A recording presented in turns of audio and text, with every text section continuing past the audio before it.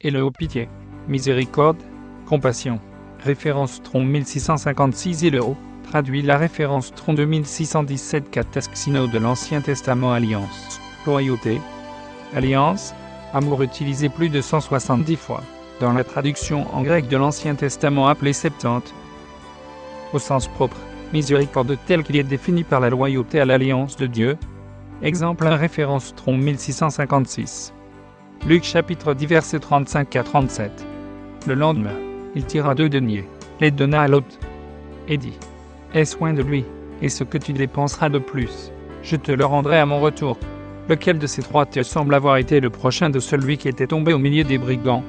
C'est celui qui a exercé la miséricorde envers lui, répondit le docteur de la loi. Et Jésus lui dit : ah, et toi, fais de même. Proverbes chapitre 14 versets 20 à 22. Le pauvre est odieux même à son ami, mais les amis du riche sont nombreux. Celui qui méprise son prochain commet un péché, mais heureux celui qui a pitié des misérables. Ceux qui méditent le mal ne s'égarent-ils pas, mais ceux qui méditent le bien agissent avec bonté et fidélité. La parabole du bon samaritain enseigne à avoir pitié de ceux qui ont été frappés et abandonnés suite à des circonstances adverses de la vie. Tu aimeras ton prochain, comme toi-même, même celui qui est dans le dénuement et la pauvreté. Celui qui n'aime pas son prochain commet un péché qui trouve une demeure dans un cellule endurci. Le véritable amour est désintéressé.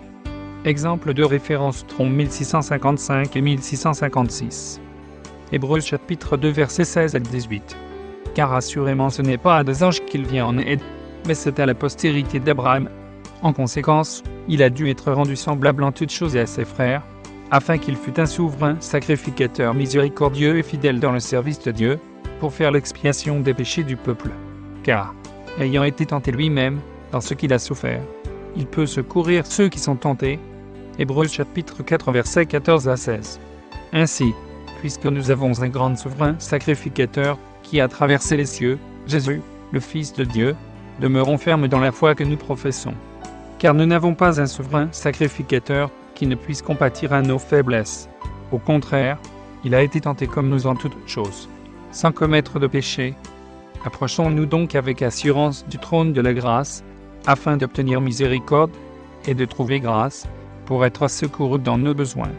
Jésus-Christ a été semblable en toutes choses au souverain sacrificateur, jusque dans les tentations afin de nous secourir et nous sauver de nos péchés, lui-même étant sans péché. Il connaît nos besoins et nous libère de la malédiction du péché en nous accordant miséricorde et grâce, dans la nouvelle alliance de loyauté et d'amour.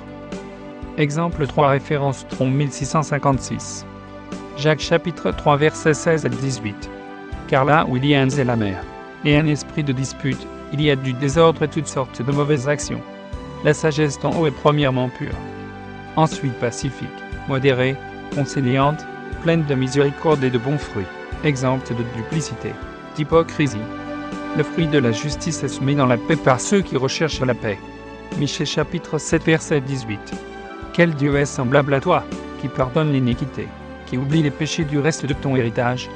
Il ne garde pas sa colère à toujours, car il prend plaisir à la miséricorde. Dieu prend plaisir à la miséricorde, pour sauver les pécheurs, et leur communiquer une nouvelle vie en Christ, dans laquelle est inscrite l'alliance loyale et remplie de l'amour de Dieu. Celui qui se repent de ses péchés, et qui les abandonne reçoit en retour la sagesse d'en haut, et le fruit du Saint-Esprit.